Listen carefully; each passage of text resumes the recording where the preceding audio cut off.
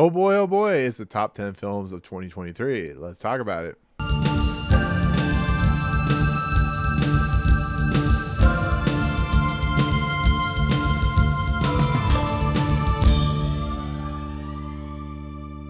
What's up, guys? Welcome to Movie Emporium's Top Films of 2023, Part 2.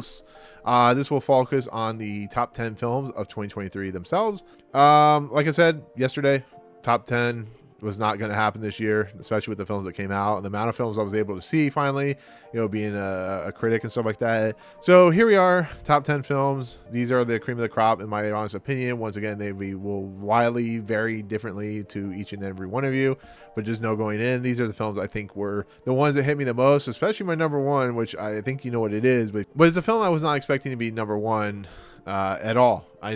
That's what kind of year it's been. But without further ado, like I said, we'll count down the top 20 at the end of this video, just kind of give you an update. But without further ado, let's go into number 10 of the top films of 2023, and number 10 is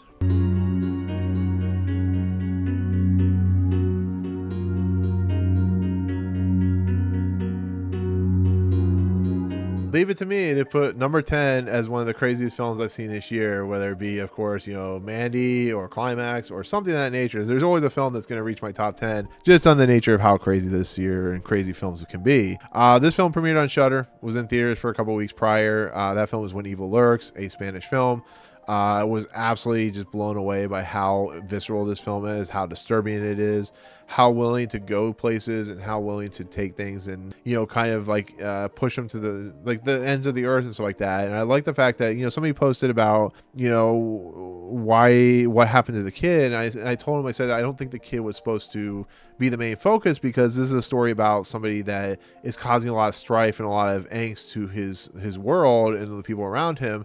So the kid is like the least of the problems. We see what happens to the kid, and we see that the kid is now possessed, but that's like a pandemic. That's like a virus or some kind of darkness in the world that is the population of Earth, whether it be like a war or a president or whatever. That's what this film is trying to go for, and I think it worked in spades. And once again, it's a horrifying movie. It's fantastic, but it is horrifying, and so it definitely deserves a spot in my top 10. It was going to be in my top 10 all along, and definitely was there, at least at number 10. So number 10 is When Evil Lurks, and number 9 we have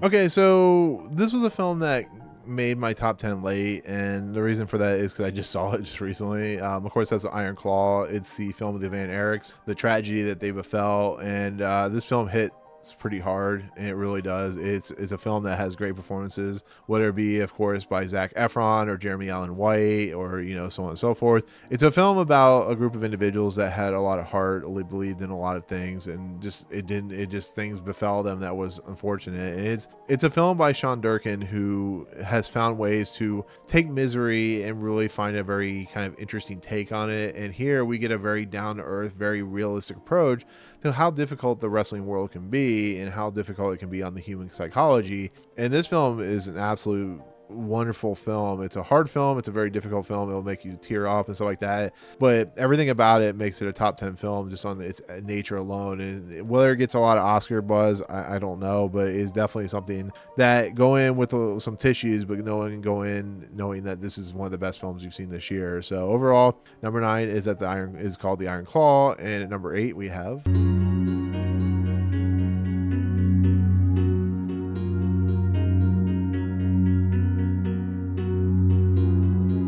So American Fiction, Jeffrey Wright's film, is an absolutely wonderful film with great performances once again. It has Sterling K. Brown as like one of the best performances he's ever done. It has Issa Rae. It has just all these great character actors in it, and it's just a wonderfully put together, very crazy, outrageous story about a man trying to write and trying to be literate in a world that once illiterate crap, to be fairly honest, and that it kind of focuses on the African American experience, as well as how people of different colors view other people of different colors and what they want. And there's like some great stuff with like Adam Brody, and it's a film that was just like such mesmerizing content and ideas, and the director, it's like one of his first films he's ever done, and it absolutely delivers. It's definitely an Oscar play, and it definitely works. So American Fiction is at number 8, highly recommended, one of the best films I've seen this year. So at number 7 we have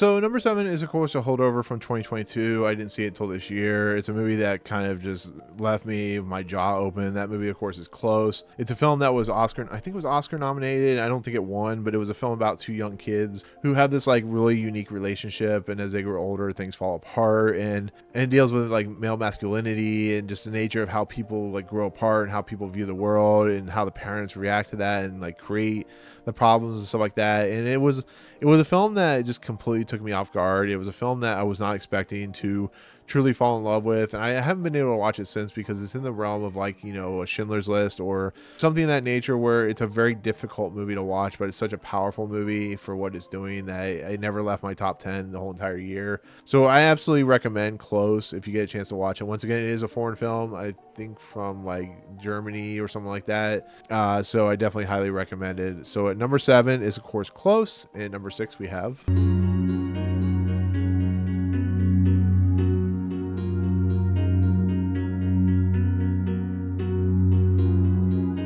a lot of people's lists are going to have this at number 1. A lot of people's critics' lists are going to have this at number 1. It's no surprise. I wasn't as high on this film outside of the directorial effort of Christopher Nolan as a lot of people, but I really love this film. I think it had some of the best cinematography of the year, and that, of course, is Oppenheimer. Oppenheimer is a film that is more of a tour de force on the filmmaking aspect than I think it is about the story, because the story is like all over the place. It jumps so many different directions that it can get a little confusing. And the unfortunate nature is I wish I had been able to see this in 70mm IMAX, which if I lived in, you know, Miami at the time, I would have done that. But it's definitely a remarkable achievement from from Christopher Nolan. I think he's going to win the best directorial effort for the Oscars, and this will be a top 10 contender for Best Picture. And it definitely is a film that is a high water point for filmmaking in general. And of course had Barbie to coincide with it, which made like one of the great moments of the year, with like between the people going to see this, making it almost $1 billion film, and of course Barbie, which was $1 billion film. So overall, number 6 is Oppenheimer, a great performance, especially from Cillian Murphy.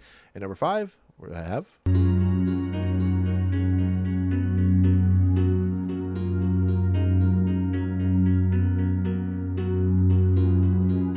So number 5 is the film Anatomy of a Fall. Sandra Hüller was the main actress for this film. This is a French film, and it is absolutely a wonderful, dark, disturbing, but well acted, well shot, a really interesting, really entertaining courtroom drama with a lot of messages and ideas behind it. Whether she did or did not do it is up to you. And I think it's a film that really dignifies and signifies how good this year was and kind of the creative market that is 2023. You know, this is a film that just completely delivered on all fronts. It just did everything I wanted out of a film in general, or a movie, or however you want to say it. And once again, I heard great things about this film at the festivals. You know, they were doing an early screening of it, and I was so happy I was able to see it, because it was something truly remarkable as a film, and highly recommended. So at number 5, the halfway point, is of course Anatomy of a Fall. And number 4, we have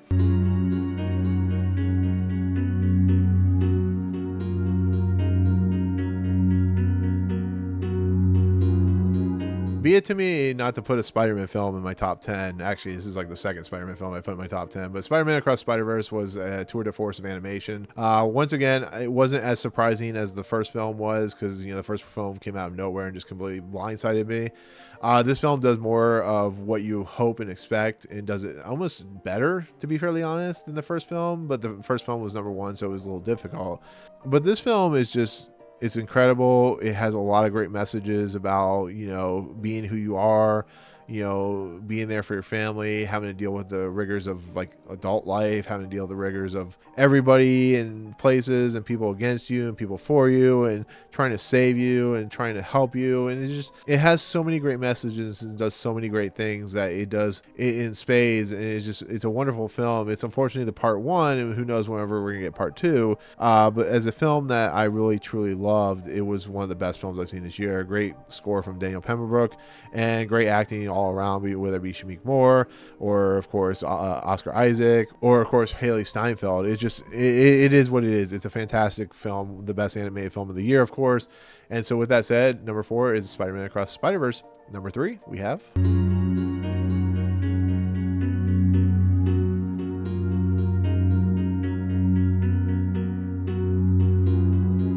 So when Celine Strong put out Past Lives at Sundance, I heard a lot of great things about it. I heard it was like one of the great films of the year. It was a directorial effort, like a debut. It was semi-autobiographical.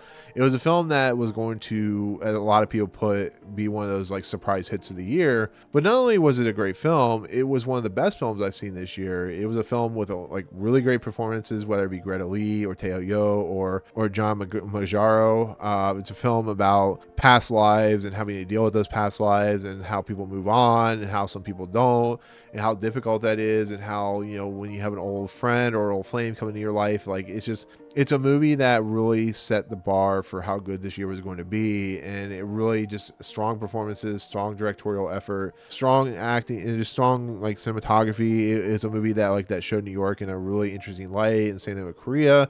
It's a film that really is just a fantastic, very uplifting, but also kind of a sad, melancholy film. But once again, it's a very Oscar worthy performance from everybody in the film as well as the film itself, and I hope it gets all the love that it's projected to get. So with that said, number 3 is Past Lives, and number 2 we have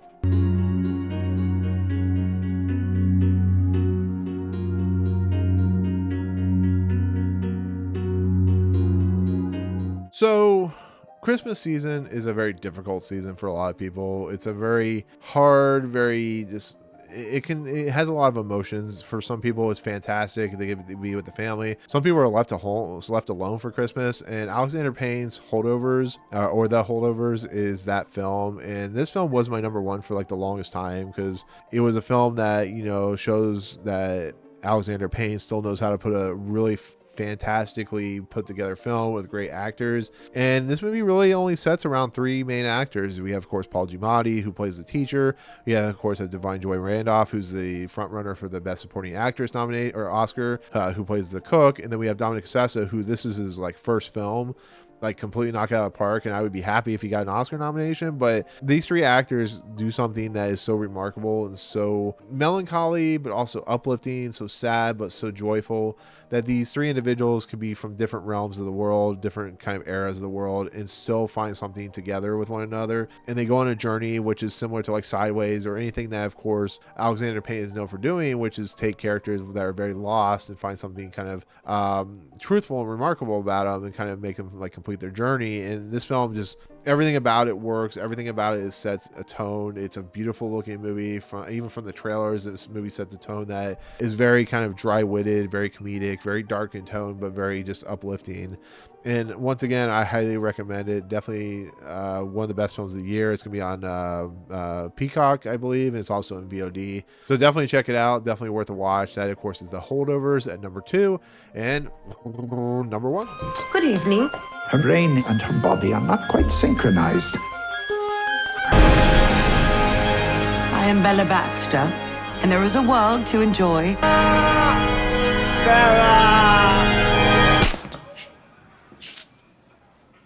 Oh.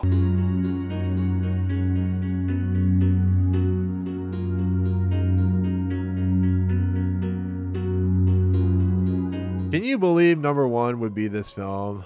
That, of course, is Dungeons and Dragons Among Thieves. Wait, that's the wrong list. No, I'm kidding. I actually like Dungeons and Dragons. It was fine. No, number 1 was a huge surprise. Number 1 was such a surprise that I still don't believe this is number 1, to be fairly honest. And the reason for that is I'm not a huge fan of Yorgos Lanthimos. At least not a lot of his films, but I do like The Favorite. And he's a very talented director, but he's a very offbeat director. So when I sat down to watch Poor Things, I did not expect to put this at number 1. And then I watched the movie and I realized this is like the best movie of the year, probably one of the best films of the decade. This movie is insane. This movie is incredible. This movie is fantastic. This movie is Oscar worthy on every front. I hope Emma Stone gets the Oscar. I would love to see, of course, Mark Ruffalo get an Oscar, William Dafoe as well, which we'll see what happens there.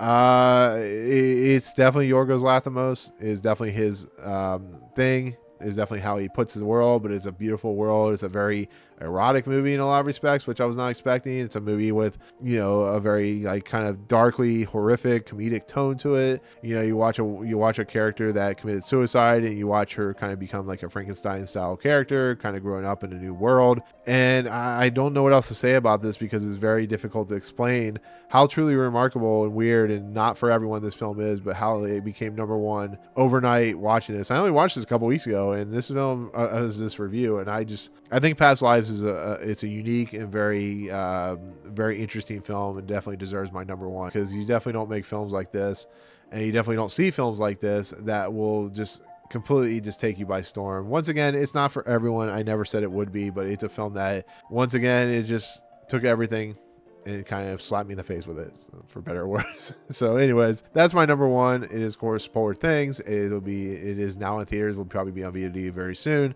But that said, that is my top 10 films of 2023. It's once again been a very good year for films in general. It's unfortunate with the strike that has come out, you know, with the, you know, whether it be the writers or the actors or, you know, the producers, whatever strike's been going on. It's been a crazy year. It's been, you know, a lot of difficulty when it comes to its films and everything. Yeah, it's been one of those years. So, but like I said, that'll do it. That'll be my top 20 films of 2020. I'll put the list at the very end just to kind of show you if you were interested in seeing what it is. But yeah, I hope you guys have enjoyed. Tomorrow, of course, is January 1st, 2024, which I'll have my most anticipated films of 2024. I look forward to that. But yeah, thank you so much for joining me for 2023. Hopefully 2024 is a little bit better. Things don't go as wrong as they have been. It's been a pretty crazy year. But with that said, in the comments below, yeah, tell me what your top 10 films of 2023 are. What some films that I'm sure are on my list that aren't on your list, all that good stuff. Let me know. Otherwise, if you like what you see on this channel, awesome. Hit the subscribe button to join Movie Emporium. Hit that notification bell. Top to Fun's coming next. If you like this video, awesome. Hit that like button, and we'll see you tomorrow in 2024. Crazy, guys. Peace out.